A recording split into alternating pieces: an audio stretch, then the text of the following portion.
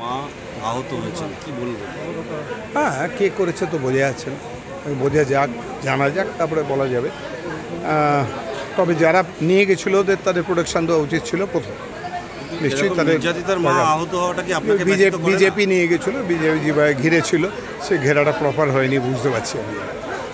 তো সেই জন্য কে তার মধ্যে কে কাকে মেরেছে বলতে পারবো না আমি। তবে আমি খুব দুঃখিত, আমি কিন্তু তার জন্য মর্মাহত যে ওনার লেগেছে, একেবারেই লাগা উচিত ছিল না।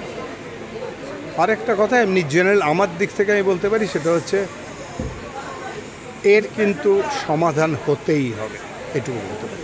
তিলোত্তম, আপনার কি মনে হয় এখনো পুরোদোষীরা ধরা পায়নি?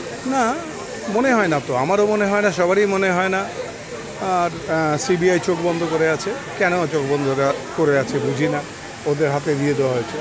সেন্ট্রাল গভর্নমেন্ট কী করছে, পলিসি কী, ধরা যাচ্ছে। পরিবার বলছে আরও অনেকে যুক্ত আছে, তাদেরকে গ্রেপ্তার করা হচ্ছে। হ্যাঁ, হচ্ছে না, তার মানে হচ্ছে না, ধরলে তবে তো বলবে, পয়েন্ট আউট করতে হবে, তো তারা দেখাবে, সিবিআই যাবে।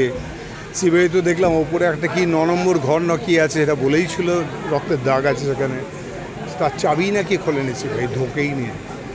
বহু মানুষ আছে ওখানে যাদের চিহ্নিত, আগে থেকে বলা হয়েছিল, এরা সাংবাদিকরা তোমরা সব দেখিয়ে দিয়েছিলে, সেখানে